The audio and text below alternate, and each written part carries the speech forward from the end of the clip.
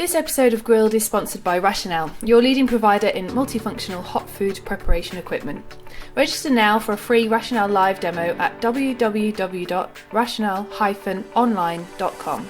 Thanks for downloading Grilled by the Staff Canteen. I'm Clara, editor of the Staff Canteen, and in this episode I talked to Kaori Simpson, chef owner of Harajuku Kitchen in Edinburgh. She started in kitchens as a child in Manila cleaning cuttlefish in her mum's Japanese restaurant, but her journey to Scotland came after she studied international relations at Plymouth University and met her husband who was from Edinburgh. She spent time working with Tom Kitchin before opening a Japanese street food stall serving udon noodles and gyoza dumplings, and then a permanent site was opened in 2013. Kaori talks to me about cooking for the Scottish Rugby team, why her inspiration comes from her own appetite and what she wants to eat, and how she is adapting her restaurant so she can keep cooking through the coronavirus lockdown. Okay, so this is Grilled, the Staff Canteen podcast. I'm talking to Kaori from the Harajuku Kitchen in Edinburgh today. Thank you for agreeing to have a chat with us today. Thank you so much for having me. I'd like to start by talking about you, if that's okay, because I've read a lot about you and you've got a really interesting background. So do you think you could maybe tell us a bit about yourself and kind of how you got into cooking? Yes, of course. I grew up in, I was born in Hong Kong, and my father was a Japanese businessman, and also we moved around quite a bit when I was a child. So we were in Hong Kong and Manila, and then back to Japan. And my mom used to do Japanese restaurants as well in Manila and Hong Kong because she was her grandfather, which is my great-grandfather, was a Japanese restaurateur in Fukuoka. And so as a child, I learned how to cook our family recipe from the back of our restaurant kitchen.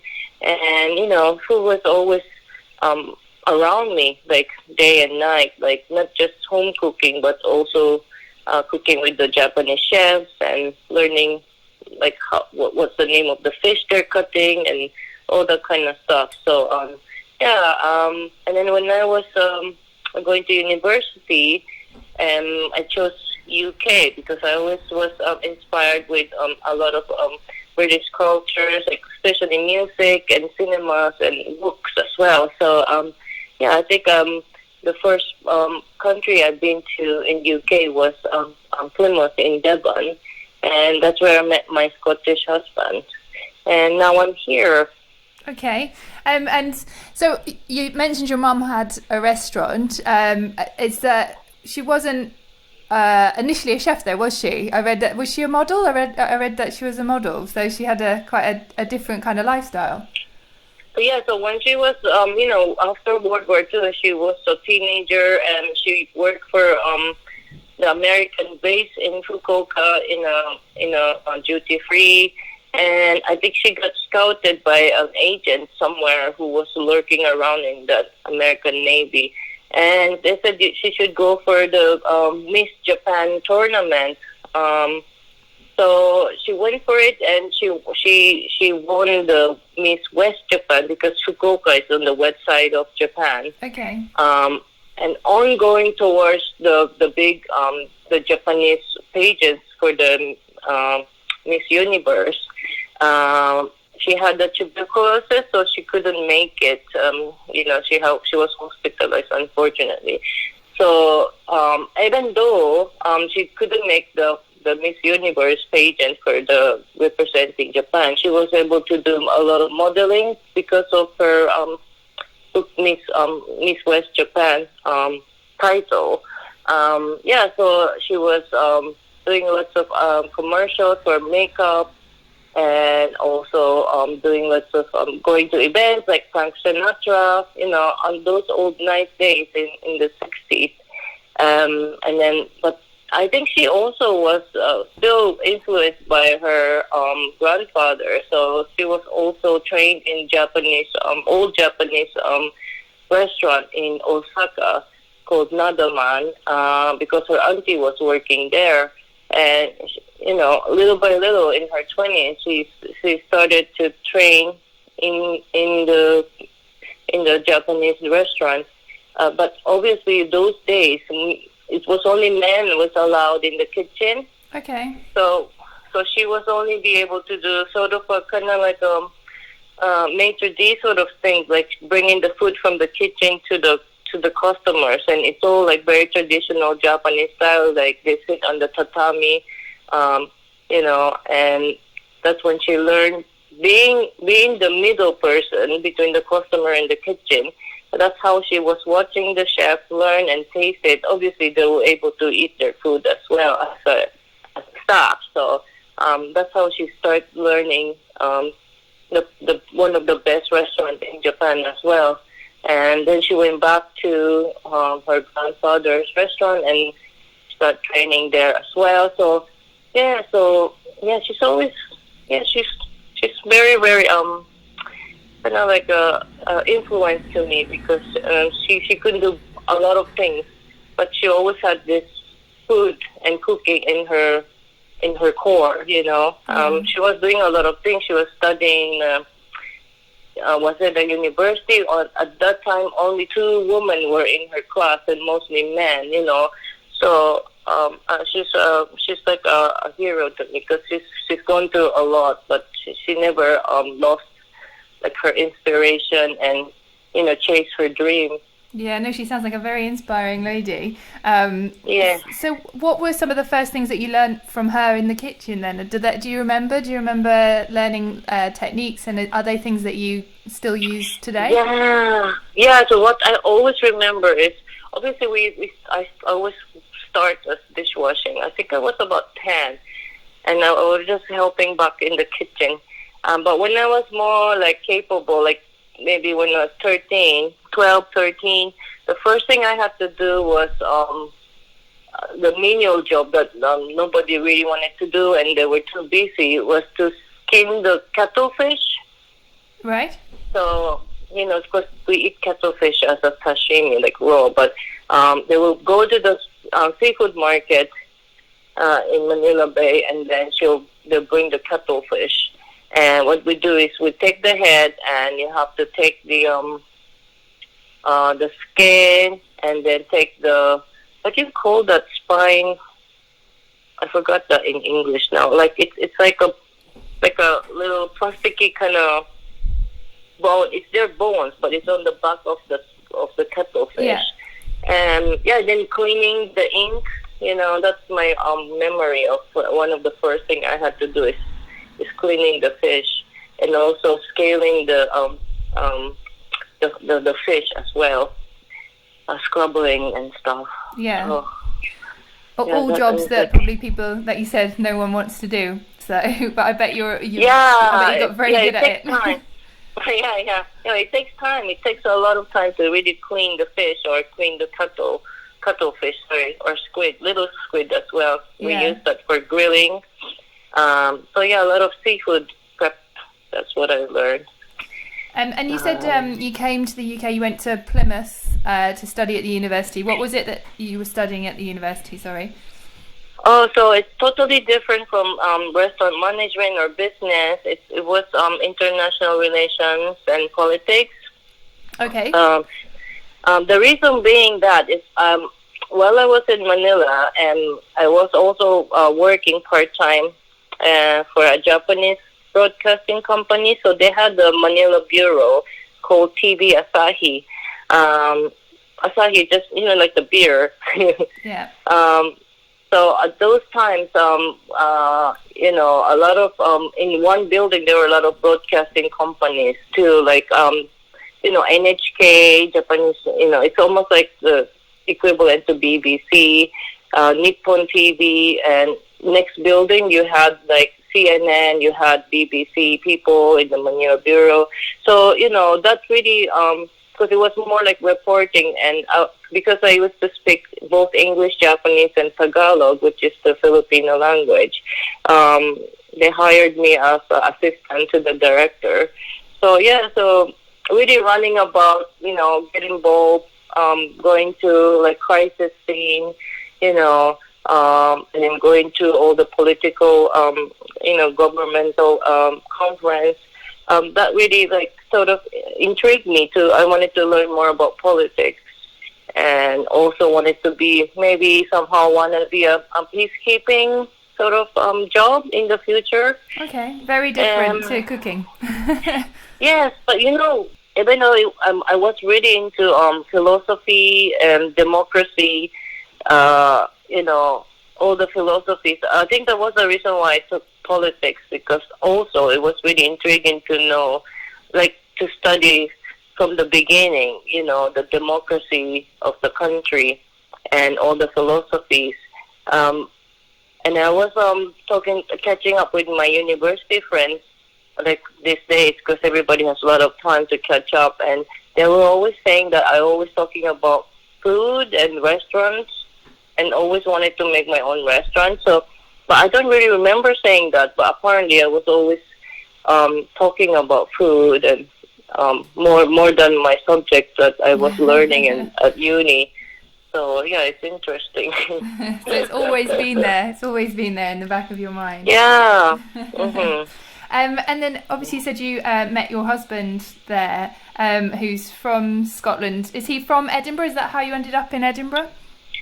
Yeah, so he is from Edinburgh. He was he's more from Portobello, East Lothian. I think when he was a child, he was in Longniddry, and then moved to Portobello. So yeah, he grew up in Portobello. And yeah, I remember him as a student. He was called Scottish Keith. Because there were not many Scottish people in our uni, but people used to call him, "Oh, there's Scottish Keith." And I was like, "Where's Scotland?" I didn't even know. I wasn't sure. I was so even though I was studying politics, I thought there was a border between England and Scotland. And in a way, when he brought me on an August summer festival, when you drive from Carlisle to Scottish, the borders, it says Scotland. But he was like, "Oh, Kaori, did you bring your passport? Because there's a checkpoint soon." I was like, "Oh," I really believed it. I was like, "Oh no!" But anyway, yeah. And then when I came to Edinburgh, I was so amazed how beautiful it was. Obviously it was in the middle of the festival, and all the theaters and acts, and all the actors were around town. It was so amazing, and felt really different. And I fell in love instantly with the city. Yeah, I can see why it is a very beautiful city. Yeah, so beautiful. We're so lucky to be here, actually. And so you did a cookery course, is that right? And I think you worked at Tom Kitchin as well during that time? Well, yes, yeah. So I was in it used to be called Jewel and S College, before it became Edinburgh College. It was based near Portobello, and so I was doing professional cookery course for 3 years, and one of the prerequisites is that you have to have a trainee under in the kitchen somewhere for at least 20 hours a week.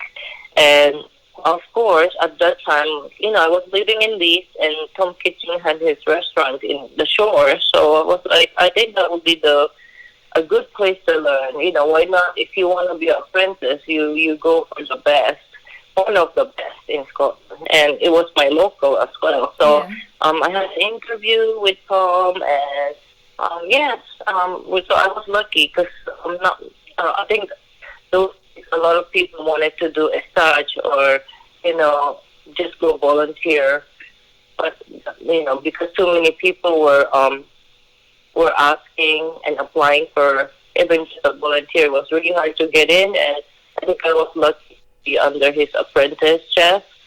So it was really interesting time. So why did you want to do that then? Because that's obviously going to cookery school in Scotland, and obviously working for Tom. That's very different style to what you're used to. Was that why? Was it you wanted to kind of expand your knowledge?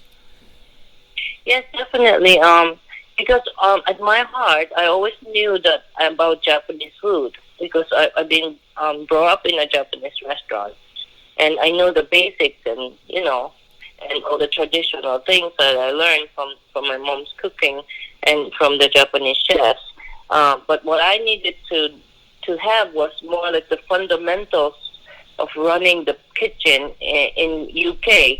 It would have been more because it's not just cooking; it's about hygiene and how do you keep the things clean and tidy, and it's almost like it's like I wanted to learn how the UK is teaching other people how to maintain the cleanliness, the hygiene side, and also the methodological side as well. And obviously, it was based on British and continental, French cooking. Yeah. And we did a lot of cakes.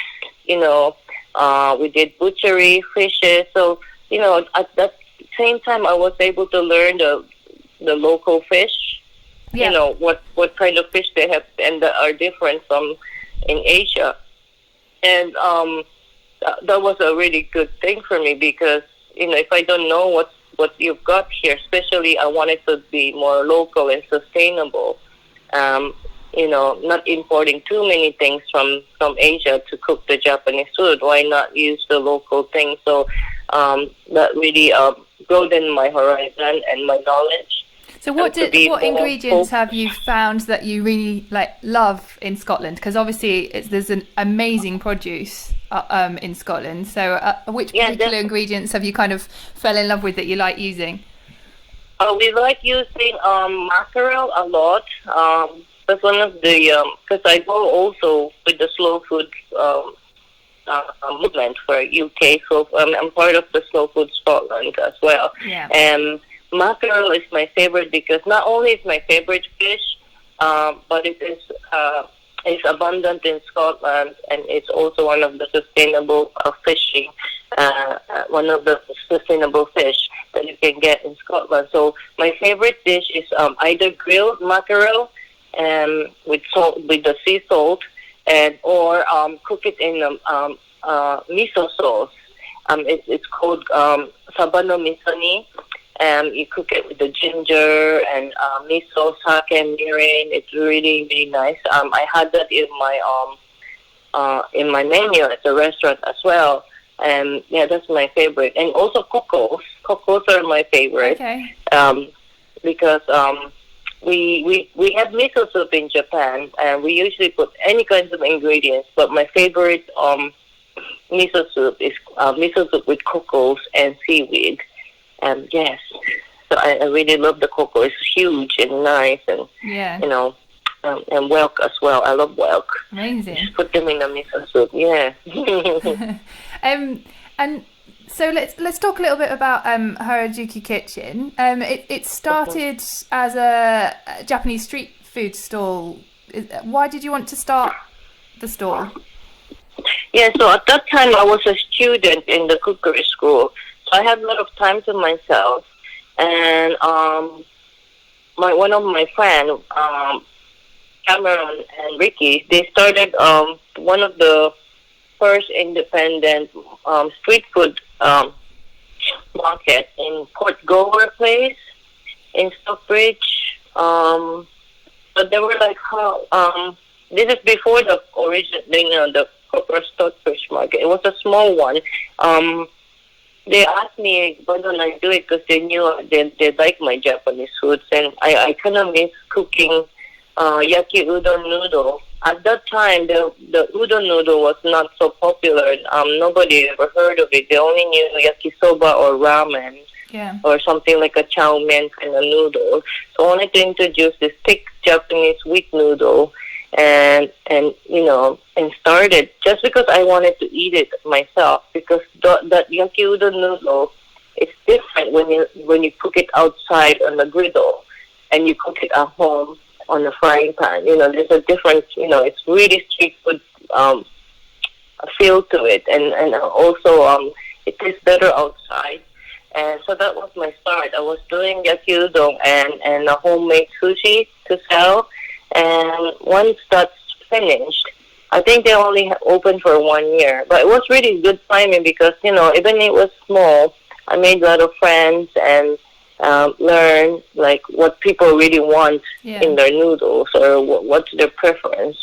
So I realized in the winter they like hot food, and in the summer they like sushi. Yeah. So after a year, Beth and Jeff, who's now the original Stockbridge Market organizers, they approached me and say, "Would you like to start another one? Could you?" And help them with the survey they can open up in the Jubilee Garden in Stockbridge. And so we were one of the first stalls that started together, which is now it's a lot of followers and customer goes every Sunday. So that was my my experience with street food, and that I think started my branding as Harajuku Kitchen. Was really important when we opened up the bistro as well, because it really helped us with the followers who were coming to the market. When we opened the bistro, that also helped us because they already knew us from the Stockbridge Market. It was a really good experience for us. So what made you want to open a permanent site then? Why did you want an actual restaurant? I always wanted to have a restaurant, actually, even before the street food. Street food was more of an experimental thing, and, it was more like a weekend thing for me to do.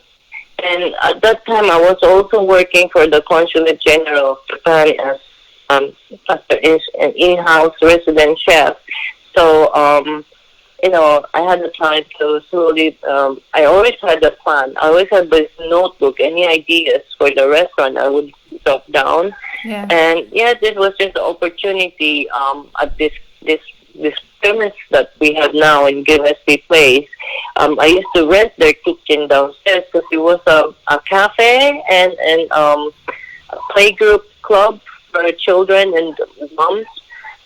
It used to be called Scott's Deli.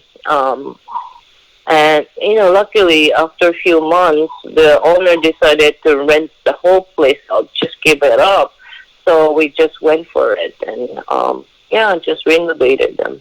Yeah. And so talk us through the menu. I know you've mentioned a few dishes that you like to do with obviously the Scottish produce that we were discussing, but talk us through kind of when you're open what the typical menu people could expect and what inspires you. Do you go back to Japan, or are you inspired by the local produce, or is it a combination of everything?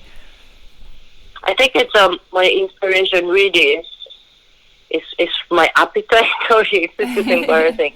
Like I'm always craving. I wanted to eat this. I miss this food. I mean, obviously you can eat you can cook in your house, but sometimes you want to share it with people, and you know what I mean. If you if you share with more people, and you're also happy. Yeah. It's not good just eating or with your husband. I feel a bit selfish, and then my inspiration also comes because I was longing for my mom's food, and also I'm in a country called Scotland, which has tremendous, beautiful amount of local food and resources, and it's just I can do it. I have a sort of connection with the Japanese food. Whenever I go to a supermarket or market, go to the market or Stockbridge Market, you have all the producers come there, and every time I see them, I always think in like my imagination, like, there's a really nice organic pork meat here. I mean, I can make this as a Japanese rafute, Yeah. or if I see a chicken wing, I can do yakitori. How good at it is if I can make that right now, So every time I see a produce, I always my mind switch on to okay, like a cookbook mode, if I can do that. So I think really inside, I couldn't wait to open the restaurant so I can gonna make all my favorite food that I can make with the ingredients and that you can get from here. So yes, I think that's my inspiration. So all those years ago when you were doing the cuttlefish and all those jobs, I suppose you never guessed you'd open a restaurant in Scotland all these years later. Yes, I never thought I would like, was not even, because, restaurant business is so hard. When it's good, it's really good. When it's bad, it's really, really bad, So the reason why I tried a different career in the beginning was like, I don't want to be a business. I don't want to do restaurants, like, because it's such a hard job. I always dream of just getting a salary for, work for another company, and and just get a pension and just retire at 60. Just like that was like, as a young person, I thought that would be the best. Because all my classmates, they were all like, their parents were working for a big company, or they were working for embassy. It's very, for me, I was jealous. Oh, their parents are so stable. They got it. They sussed it out. Yeah. But I tried the corporate world, and I tried working for charity, non-governmental organization, but always bringing me back to food, and I just couldn't take it away. I tried to refuse it. Yeah. And you cooked for the Scottish Rugby team as well, didn't you? So how was that? And are they all now converted to Japanese cuisine? I think yes, more so now after they've been to Japan for a few months. When we started like probably 2 years ago, they phoned us. The coach phoned us because he comes to our restaurants as well, and they were like, "Oh, could you do catering for us? Because we really love Japanese food, and every time they do like a training day, they will have a buffet, hotel food." I think they were also kind of bored of eating a continental style food all the time, and I think most of them really like Japanese food. So for them, it's like a treat. Like every time they win a match or something, like a big match, as a celebration, they will call us. So, so we knew, like, they won. We're going to get the catering soon, So we always, it's like a celebratory. So we have a big platter of sushi, nigiri, and also hot food. They love all the really good hot food as well, like our Kaori chicken and yakitori. So, like we did katsu curry. They love that as well. So obviously we missed them whilst they were in Japan, but after a few months they came back. They were like, okay, we want to eat Japanese food now. So yeah, it's really good that they're so supportive of different kind of cuisines, and I think they were inviting Japanese rugby team in November as well. So it's nice to know that, and hopefully I can also cater to the Japanese rugby team. Well, again, because I when they came like 5 years ago, we did cater for them every day for the Japanese rugby as well. We have to bring 200 onigiri rice bowls for breakfast. Wow. For 2 days before their match, because they had enough of croissants for morning breakfast. I think they were like, I need rice now. So yeah. So it's a really good thing. And obviously, we've talked about the restaurant and everything like that, but we do need to talk a little bit about the coronavirus. And obviously, with that going on, and restaurants are now shut. What has life been like for you and your team since that happened? And was it a shock, or were you prepared for it? Oh, we were not prepared for it at all. We thought we're just going to keep going. So when we decided, we tried to do a delivery and takeaway in the last week before, like the 12th of March to the 23rd of March, something like that, like one of the last week, because we were seeing the decline of the reservations towards that week. And it was like, we have to start doing takeaway because nobody's going out anymore. And that was a massive success. A lot of support came in. But after the Prime Minister's announcement, they were like, it looks like it's going to get serious.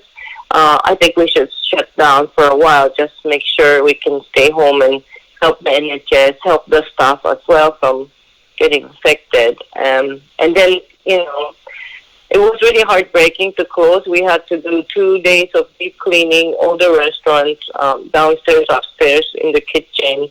It was a bit, for us, it was really emotional for us. I feel like we're going to close now, but we didn't know exactly when we can come back. Yeah.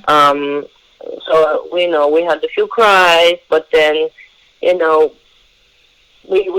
believe in the government, so, what Rishi Sunak and Boris Johnson, they come up with, helping the restaurants and hospitality sectors with a grant. We just have to believe them. We're still waiting for the grant at the moment as we speak. I've heard some of them have been quite slow, so... Yeah, so we just have to believe and wait. But at the same time, we're also changing with the situation. We're opening up soon as a takeaway and delivery as well, as people's becoming more positive about takeaway and delivery. Yeah. And also our staff was furloughed, they have to be furloughed for a while, but I can do it with my husband. It's really just because we can, and I still get messages from customers, could you do some for the birthday party? So we might do a slow start. We're going to open up again. Okay. And then we'll use this as a good time to plan on the future as well. Yeah. Menu. I'm making a new menu now. So, or maybe it might go lead to a cookbook. You never know. Yeah. It's, I suppose it allows you that time that you don't have on a day-to-day basis normally. Yes, of course. Like I'm very busy every day. Just not just moving forward and making new recipes, but also trying to catch up with the things that I wasn't able to do when we were open. So I'm happy about that. So I feel like I can start anew when we open, fresh. Those things like things in the house you wanted to fix or you wanted to do something and it never happens. It's always in the back of your mind, lurking. So I feel like that's slowly coming off. Yeah. From my back and my mind, and so I feel a bit lighter in a way. Not physically, though. So, what do you think the future of hospitality looks like once lockdown is lifted, especially in Edinburgh? Obviously, you rely heavily on tourism. What do you think will happen after this? I think it will be more local, focus on locals and residences and people who actually live here. Obviously, our customers are mixed. Our customers used to be maybe 30% tourists, 70% local. So I mean, we're not really going to be affected so much as long as all the regulars want to come back. So it has to be more focused on the needs, and we have to be more kind to each other as well. And we need to rethink of how we all, if we're going to change and back again, how we can do it in a more positive way. We're in a talk with one of the organizations we've been affiliated with called Social Bites. So when we open up, we're going to start doing a fundraiser as well, so we can donate £1 or £2.17 to help them with producing the meals for the homeless people and also people who really need the food. We're just talking with them yesterday. So they do around 4,000 to 5,000 meals a day, dispatching all the ready meals to all the families and people who really need them. So I'm really excited for that as well, so we can at least contribute and help other people at the same time. I think that's one of the reasons I really want to start opening again. So I feel really bad just sitting home. And I tried to volunteer as well, like for Edinburgh Food Social, but they're like, we have too many volunteers now. So I cannot do anything. But then I was like, oh, I can help the social vibes because I forgot about them. There's so many organizations I wanted to help. But I'm glad that we're doing that way from now. So I think that we'll be helping each other for the future, and support the local, especially the small businesses as well, and suppliers, and so that we wanted to appreciate them, thankful. They're still going, So when we come back, definitely promote them. I'm introducing all the suppliers to the new grocery delivery people as well. My friend, actually, who also started the first Stockbridge Market, Cameron Bell, and his lovely wife Emma, started a grocery delivery service called Roder and Bell. They all use suppliers, like small suppliers like George Bowers, and the cheese people, IJ Nelly. So it's really good. People are working together and help the suppliers as well. Yeah. Well, I think that's a really nice, positive place to end this chat with you. I think it's nice to hear, even though obviously it's been a really tough time, it's really nice to hear some positive stories coming out of it. So I will so I'll let you go. Thank you very much for talking to me, and good luck with everything when obviously the lockdown's lifted. Okay, well thank you very much. We hope you enjoyed this interview, and if you have any comments, feel free to tweet us or comment on the post. We're making all of our interviews available to download. And finally, if you like what we do, whether it's our podcast or our videos or even our features, please head over to our Patreon page and support us there. This episode of Grilled is sponsored by Rationale, your leading provider in multifunctional hot food preparation equipment. Register now for a free Rationale live demo at www.rationale-online.com.